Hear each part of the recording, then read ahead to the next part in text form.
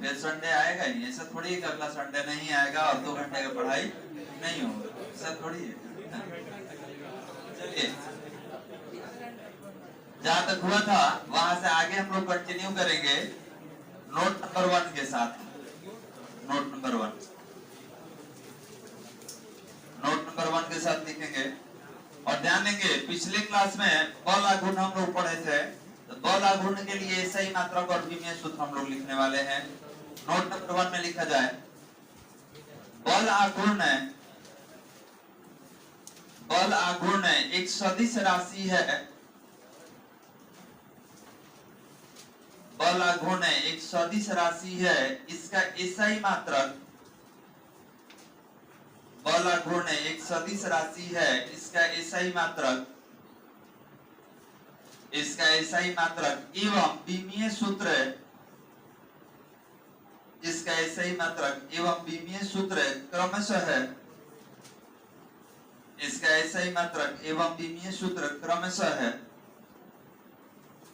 क्रमशः है Newton metre,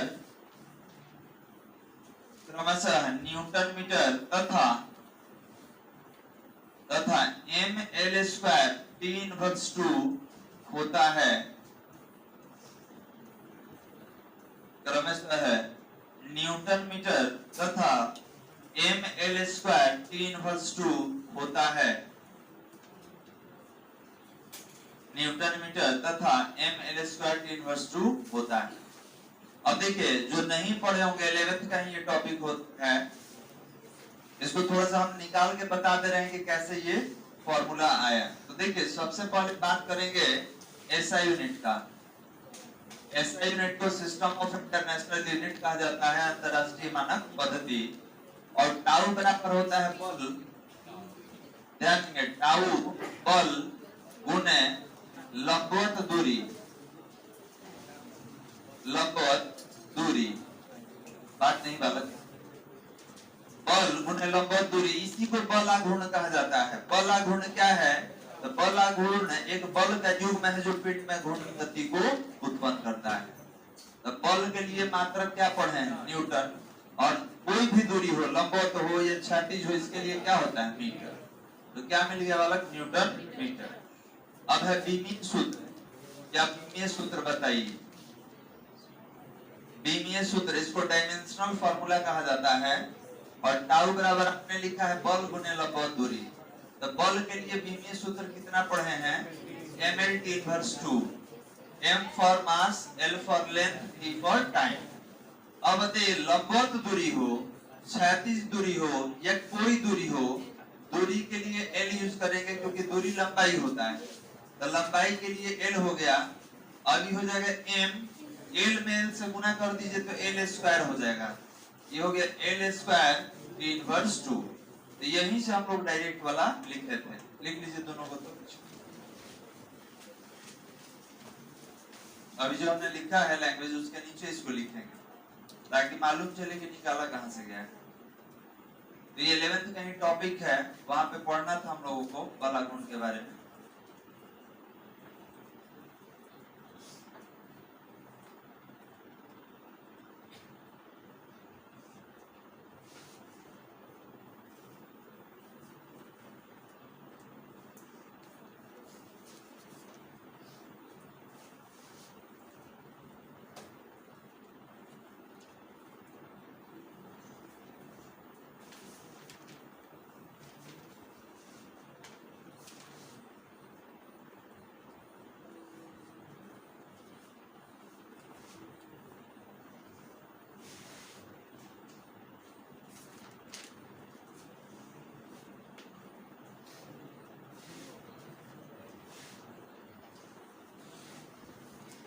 हो गया वाले।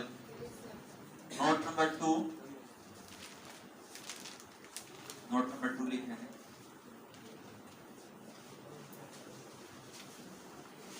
बोला जाए, ये हमारा नोट नंबर 1 में था वाला, ये नोट नंबर 1 में था। नोट नंबर 2 में लिखा जाए, लैंग्वेज हम बोल दे रहे हैं,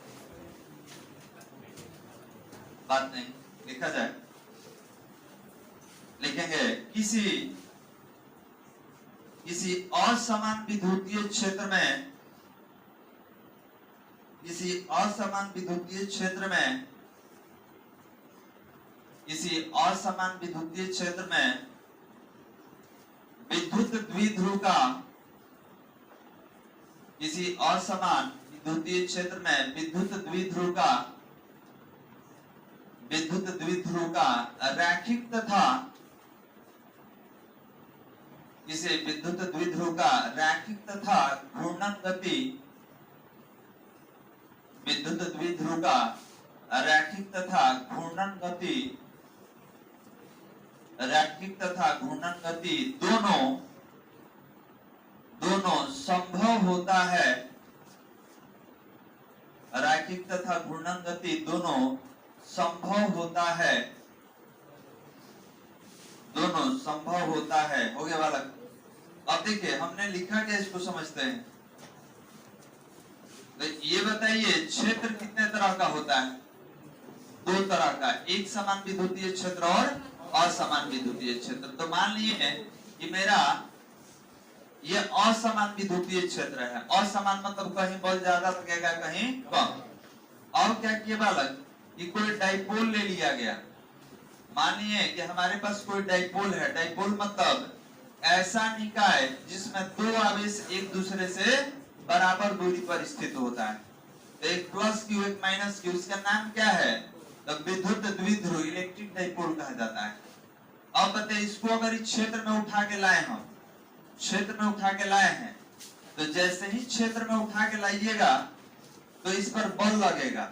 तो याद कीजिए कि बल आघूर्ण एक तरह का बल है जो पिंड में घूर्णन गति को उत्पन्न करता है।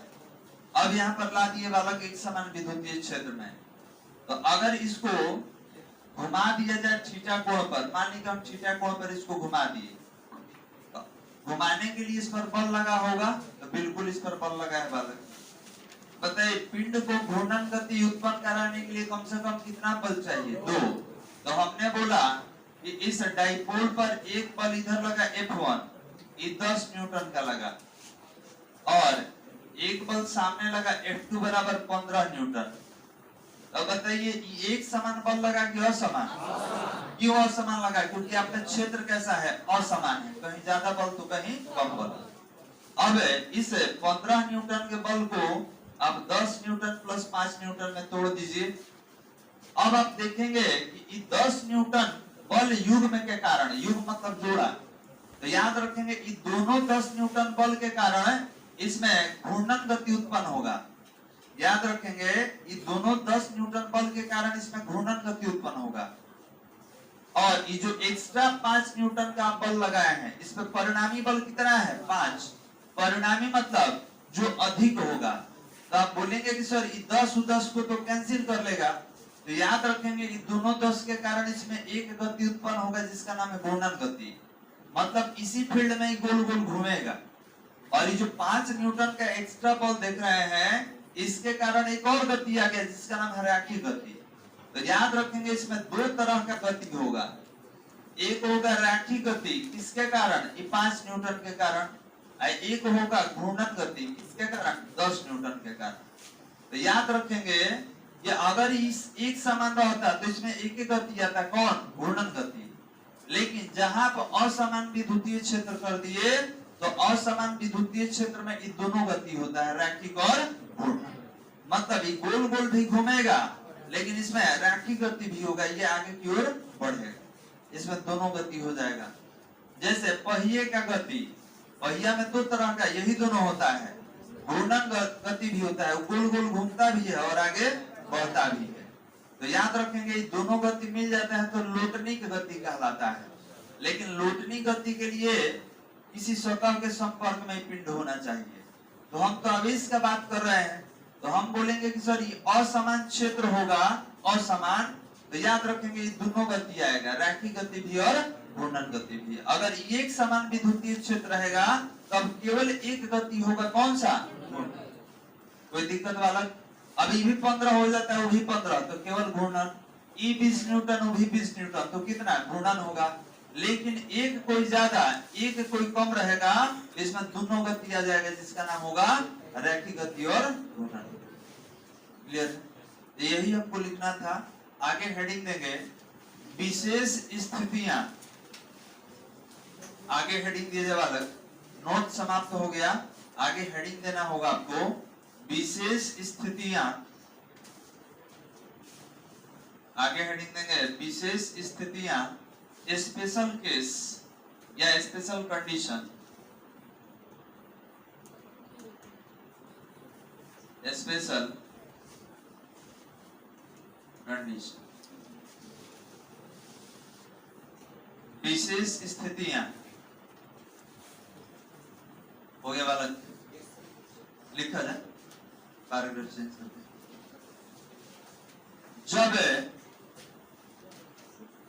जब किसी विद्युतीय क्षेत्र में,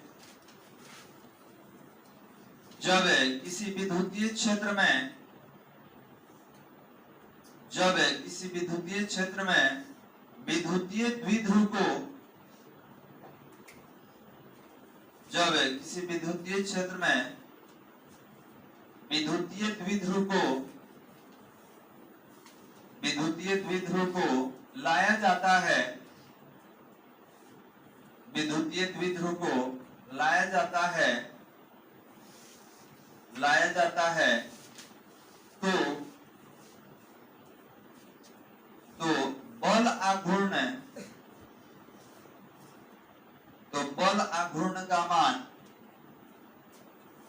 तो बल आघूर्ण का मान और डैश दे दिया जाए, और डैश दे देंगे। अब देखिए आप क्या लिखे हैं, क्या हम लोग अभी पढ़ने वाले हैं। मान लिए कि मेरे पास विद्युतीय क्षेत्र है,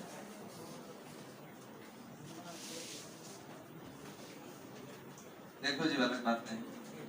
मानिए कि मेरे पास विद्युतीय क्षेत्र है और इसमें डाइपोल को लेके आना है। याद रखेंगे, इसमें डाइपोल को लेके आना है, डाइपोल को लेके आएंगे तो ई माइनस क्यू होता है, ये प्लस क्यू होता है। दोनों के बीच का दूरी क्या कहलाता है? 12 कहलाता है। याद रखेंगे यहाँ से यहाँ तक 12।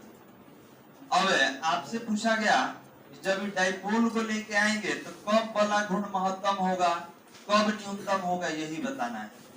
जब इसको इसमें लेके आएंगे तो कब ज्यादा घूमेगा, कम घूमेगा कि नहीं घूमेगा, इसी के बारे में हमको बताना है। कोई दिक्कत? अब यहाँ पे 3-4 गो केस है। केस नंबर 1, सर मान लिए ये इसको उठा के ला दिए और यहाँ रख दिए, तो बताइए कि जब उठा के लाए हैं तो आप क्षेत्र के समानांतर रखे हैं कि लंबवत रखे हैं? समानांतर। अब देख रहे हैं जिस तरीके से रखा हुआ है, तो बताइए इस पे बल कितना लगेगा, बल आघूर्ण कितना होगा। फिर हम बोले कि 90 डिग्री से घुमा दिए, अब बल आघूर्ण बताइए। फिर कोई कहेगा 180 से घुमा दिए, अब बताइए। 270 से घुमा दिए, 360 से घुमा दिए, तो कब बल आघूर्ण महत्तम होगा, कब न्यूनतम, यही आपको बताना है। कोई दिक्कत बालक? चलिए इसको बाहर रखते हैं और एक एक करके केस स्टार्ट करेंगे। तो सबसे पहले 1 नंबर में लिखा जाए, कंडीशन नंबर 1 1 नंबर में लिखेंगे, जब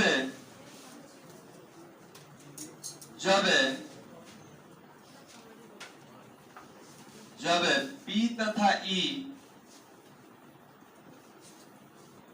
जब P तथा E एक दूसरे के,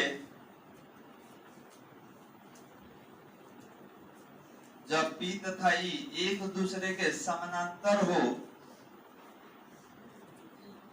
एक दूसरे के समानांतर हो, अर्थात इनके बीच का कोण, अर्थात इनके बीच का कोण, इनके बीच का कोण थीटा बराबर 0 डिग्री हो, तो इनके बीच का कोण थीटा बराबर 0 डिग्री हो, तो अब बताइए थीटा बराबर 0 डिग्री हो तो आप डैश दे दीजिए, 0 डिग्री हो तो आप डैश दे देंगे। तो ये बताइए कि 0 डिग्री पे बल आघूर्ण बताना है कि महत्तम होगा कि न्यूनतम होगा, कितना होगा, यही आपको बताना है। तो देखिए इसको हम लोग निकालेंगे। आप बोलिएगा कि सर इलेक्ट्रिक फील्ड इधर है और डाइपोल भी इधर ही है जी, दोनों का डायरेक्शन एक ही दिशा में है। ध्यान देंगे, इलेक्ट्रिक फील्ड भी इधर ही है सामने और डाइपोल का डायरेक्शन सेम। तो थीटा कितना लेना है? 0। टाउ बराबर कितना पढ़े थे बताइए? P sin theta. थीटा का वैल्यू sin 0 का वैल्यू बताइए? sin 0 का वैल्यू 1 होता है जी।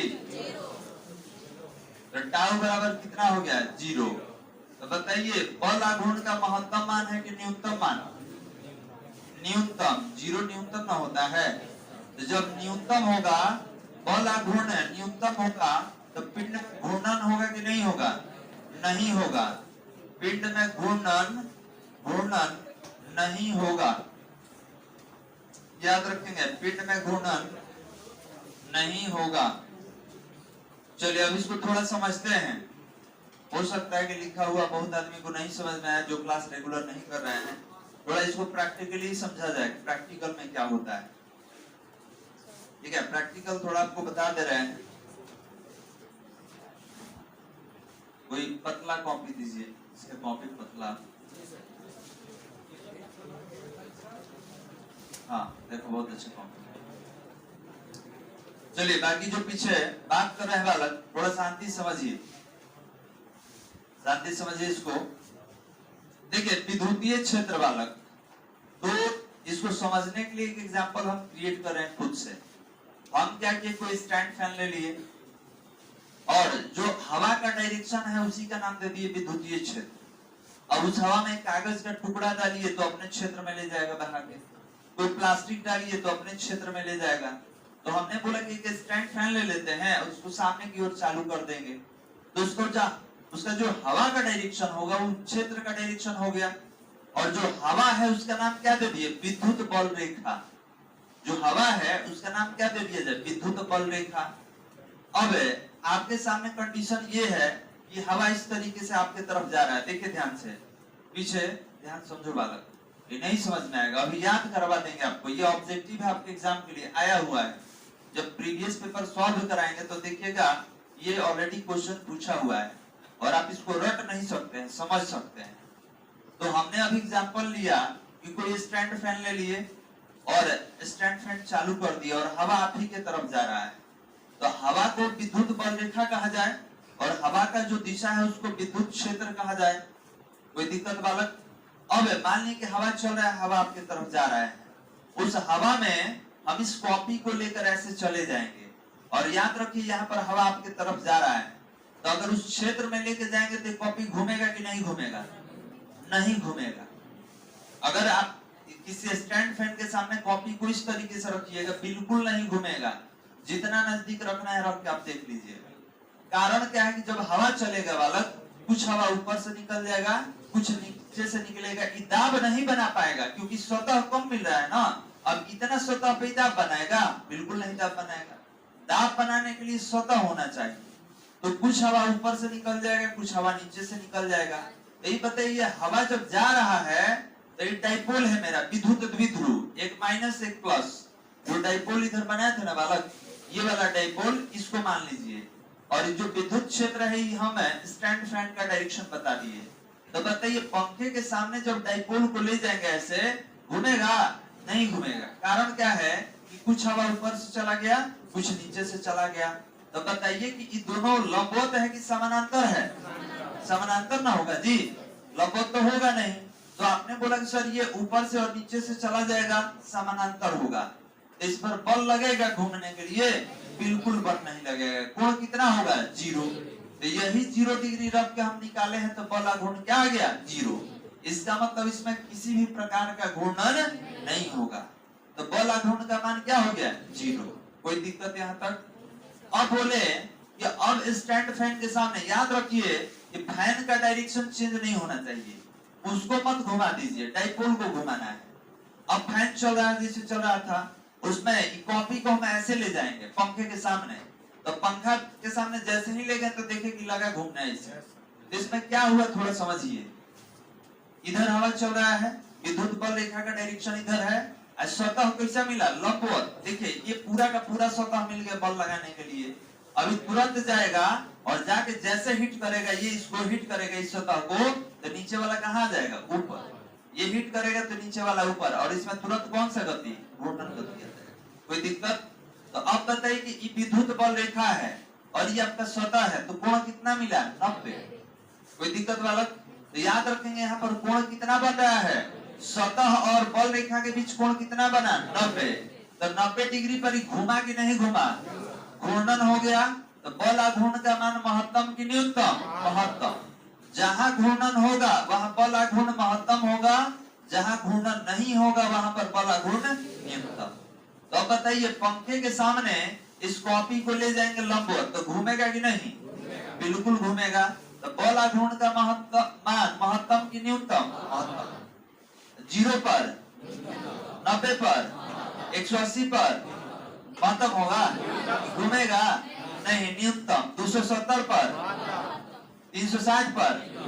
कोई दिक्कत वाला? आप याद कर लीजिए। तो याद रखिएगा कि 90 270 पे घूर्णन करेगा, 90 270 पर बल आघूर्ण का मान महत्तम होगा।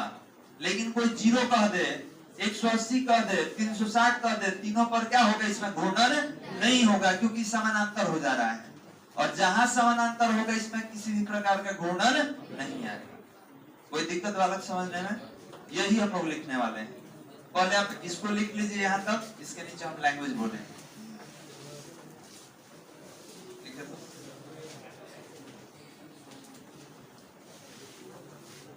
इसको लिख लेंगे यहाँ तक।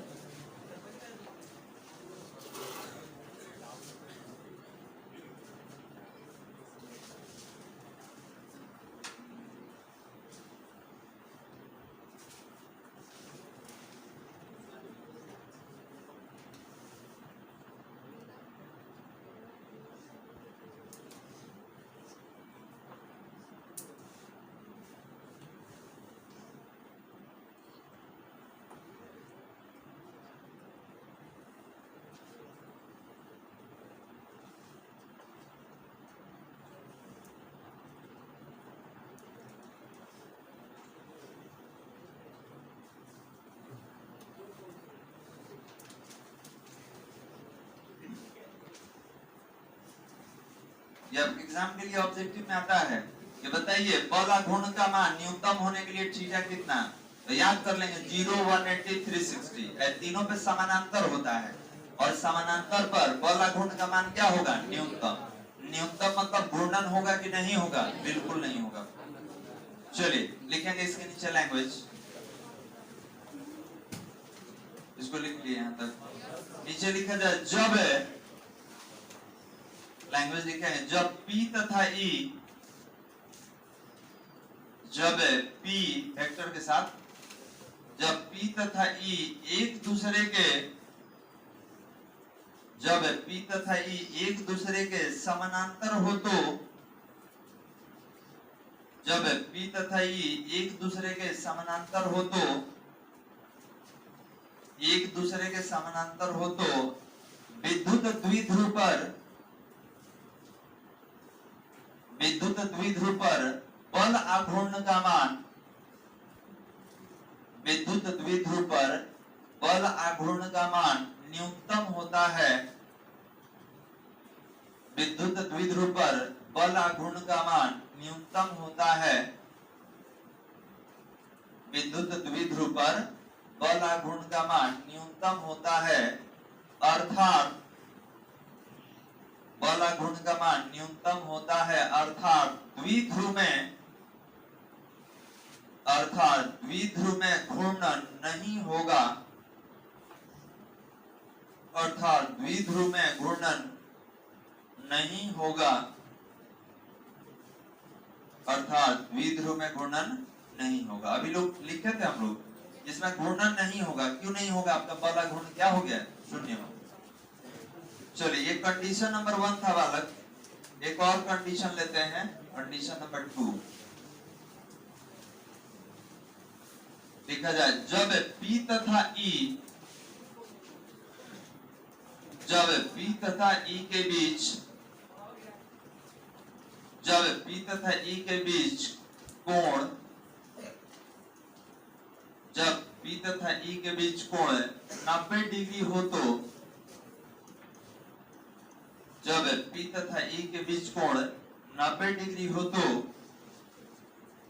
90 डिग्री हो तो, अब देखिए यहाँ पे बल आघूर्ण, तो पिछले ही क्लास में पढ़े थे हम लोग कि टाउ बराबर होता है P sin थीटा, और थीटा का वैल्यू कितना लेना है 90 डिग्री। तो यहाँ पे ये भी बता दे वाला sin 90 का वैल्यू कितना होता है 1 होता है। तो टाउ बराबर कितना हो गया P into 1, sin 90 का वैल्यू ले लिए, तो टाउ बराबर कितना हो गया PE। ये बताइए बल आघूर्ण का मान महत्तम है कि न्यूनतम है? महत्तम। घूर्णन होगा कि नहीं होगा? बिल्कुल घूर्णन होगा, यहाँ पे याद रखिए, लिख लीजिए तो।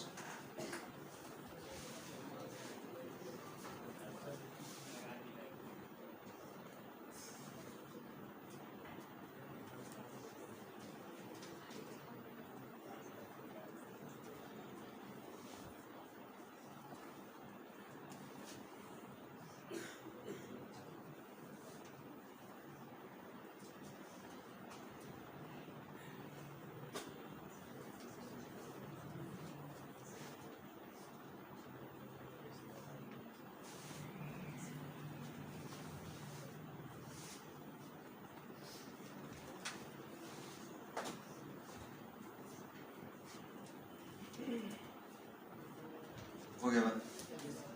तो बताइए थीटा 90 डिग्री है, इसका मतलब ये दोनों एक दूसरे पर क्या है लंबवत है, और बल आघूर्ण का मान क्या है महत्तम। तो केवल 90 पे महत्तम नहीं होगा, 270 पे भी महत्तम, क्योंकि लंबवत हो जा रहा है। लिख लिया वाला किसको? चलिए, तो डायग्राम से अगर समझना हो तो आप बोलेंगे सर विद्युतीय क्षेत्र का डायरेक्शन नहीं बदलेंगे, हम किसको चेंज कर रहे हैं डाइपोल को। तो डाइपोल का डायरेक्शन गया, और यहाँ पर थीटा कितना मिल गया हमको 90। डायग्राम बना लीजिए और इसके नीचे बोल रहे हैं लिखने के लिए, ठीक है। ये सेकंड केस में है, आपने अभी लंबवत बताया, लंबवत में 90 डिग्री का कोण बनता है।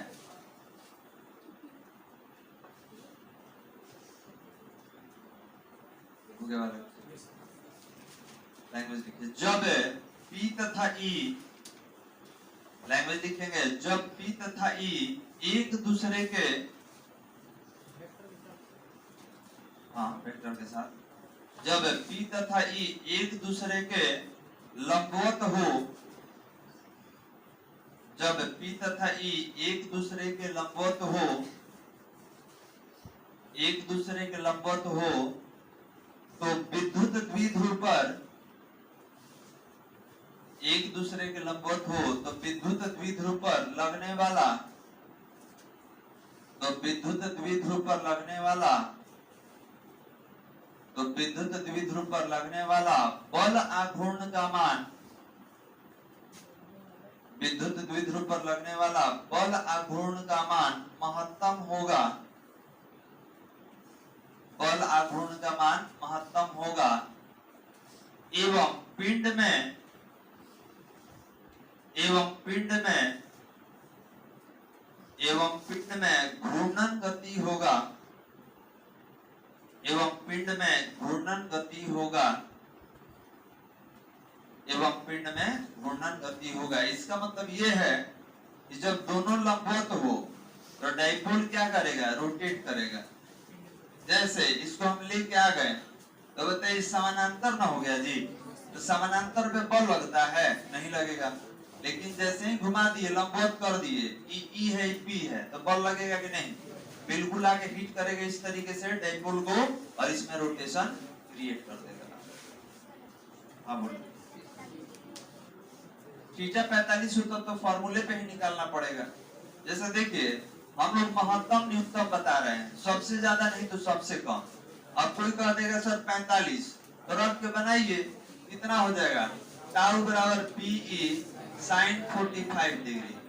45 का वैल्यू आप जानते ही हैं कितना होता है 1/√2, ये हो जाएगा P/√2। कोई दिक्कत वाला? तो इना महत्तम है आना न्यूनतम है, ये बीच वाला वैल्यू हो गया। हम लोग ऑब्जेक्टिव के लिए या तो सबसे ज्यादा या तो सबसे कम का बात कर रहे हैं। तो अच्छा ये बताइए, कोई चीज अचानक तो जीरो नहीं हो जाता है, या जीरो से महत्तम हो नहीं जाएगा। अगर जीरो से महत्तम हुआ है तो देखिए ना बढ़ रहा है कि नहीं। यहाँ पे बल आघूर्ण न्यूनतम था, जैसे जैसे कर रहे हैं ज्यादा होते होते महत्तम हो गया। कोई दिक्कत? तो अब कोई कहेगा 30 पर ज्यादा कि 45 पर ज्यादा? 45 पर ज्यादा। 45 पर ज्यादा कि 60 पे ज्यादा? 60 पे ज्यादा। 60 पे ज्यादा कि 90 पे ज्यादा? तो सबसे ज्यादा कितना हुआ? अब 90 से जहां 120 जाइएगा तो घटना चालू कर देगा। 0 से 90 के बीच बल आघूर्ण बढ़ता है, 90 से 180 के बीच घटेगा, 180 से 270 के बीच बढ़ेगा, 270 से 360 के बीच घट जाता है। क्लियर है? तो हम लोग केवल महत्तम न्यूनतम पे बात कर रहे हैं। और याद रखेंगे कि अगर कोई न्यूनतम से महत्तम हुआ तो मान बढ़ रहा है, अगर कोई महत्तम से न्यूनतम हो गया तो मान क्या हो रहा है? घट रहा है। कोई न्यूनतम से महत्तम हो रहा है तो मान बढ़ रहा है। तो हम केवल ज्यादा और कम वाला देख रहे हैं, बाकी तो आप निकाल ही सकते हैं। थीटा का वैल्यू रखिएगा और निकालिएगा। चलिए दोनों केस हो गया ना बालक, लैंग्वेज लिख लेते हैं। लैंग्वेज लिखे हैं इसका। चलिए तो अब यहाँ से आगे हमको कंटिन्यू करना होगा और एक नोट लिखेंगे। नोट में दोनों महत्तम न्यूनतम हम ले लेंगे। नोट लिखा जाए।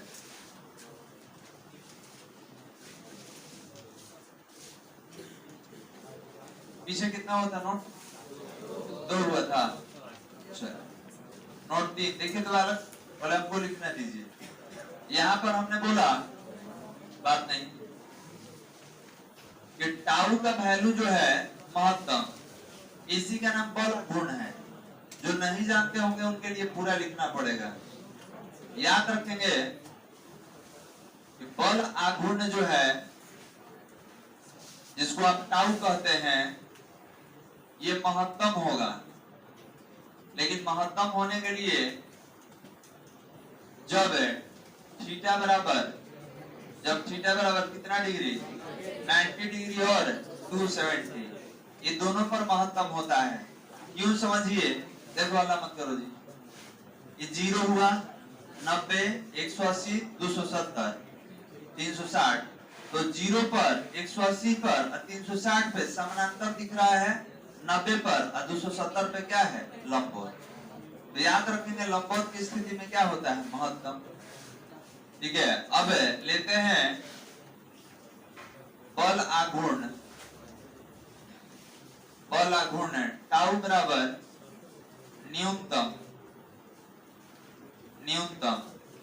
बताइए न्यूनतम कब होगा? जब थीटा बराबर कितना डिग्री? 0 degree, 180 degree, 360 degree. कोई दिक्कत बालक? तो ये बताइए कि 90 270 पर क्या होगा? क्षेत्र के साथ लंबवत होता है। और 0 180 360 पर क्या होगा? समानांतर होता है। तो इसमें बल आघूर्ण का मान न्यूनतम होगा, इसमें महत्तम। जल्दी लिखे तो नोट नंबर 3 में इसे कॉपी लीजिए।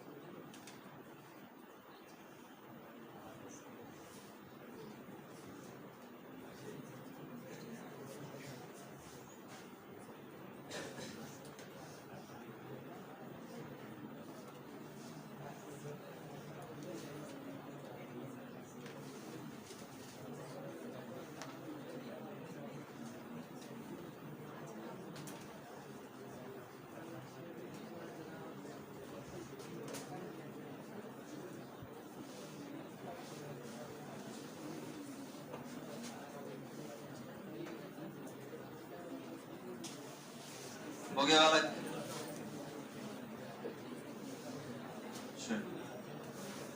थोड़ा सा आगे बढ़ाते हैं।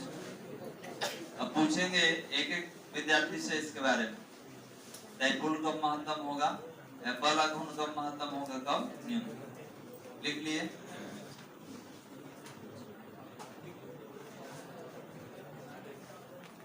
चलो जी, जो पीछे बात कर रहा है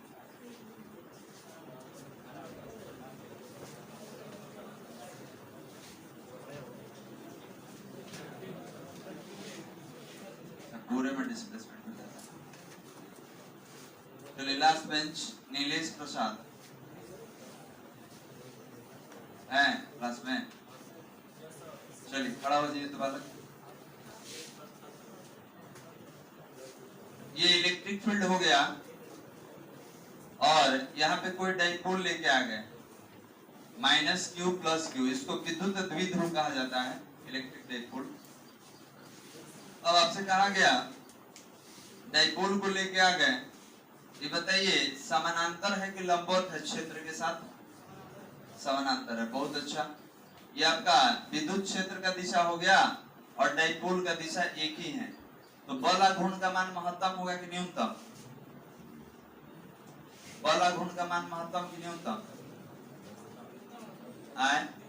न्यूनतम होगा, बहुत अच्छा। अभी लिखवाया भी है, यहाँ पर कोण कितना बनता है? 0। तो याद रखेंगे कि अभी वाला केस कितना है? 0 डिग्री। तो 0 डिग्री पर हम लिखे हैं कि टाउ बराबर कितना होता है? p sin theta sin 0। sin 0 का वैल्यू 0, तो बल आघूर्ण कितना आ गया? न्यूनतम। तो इसमें घूर्णन होगा कि नहीं बालक? ये घूमेगा कि नहीं विद्युत क्षेत्र में? नहीं घूमेगा, बहुत अच्छा। बैठ जाइए, बगल में खड़ा कीजिए। ये जो डाइपोल आप देख रहे हैं, ये जो डाइपोल है हमारे पास, ठीक है, इस डाइपोल को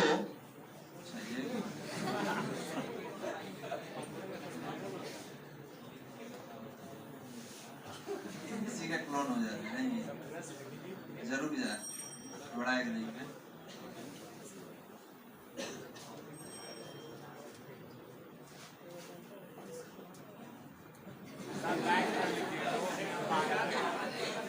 ठीक है, तब एक बार छोड़ देने पे परमानेंट सेट हो जाता है। चलिए समझिए, अगर डाइपोल को यहाँ से इस तरीके से घुमा दिया जाए, ठीक है, क्षेत्र इधर है, डाइपोल इधर है, थीटा का वैल्यू 90 डिग्री।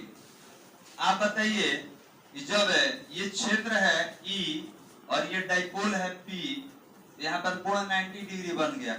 ये बताइए कि बल आघूर्ण का मान महत्तम कि न्यूनतम? पिंड में घूर्णन होगा कि नहीं होगा? घूर्णन होगा, बहुत अच्छा। बैठिए बगल में।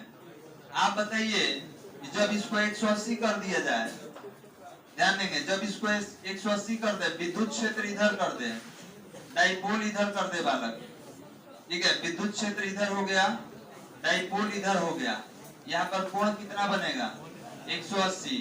बताइए बल आघूर्ण का मान महत्तम कि न्यूनतम? पिंड में घूर्णन होगा कि नहीं होगा? बस यहीं पे रोक दिए। चलो बंद कर दो, जितना पढ़ाई हुआ उसको रिवाइज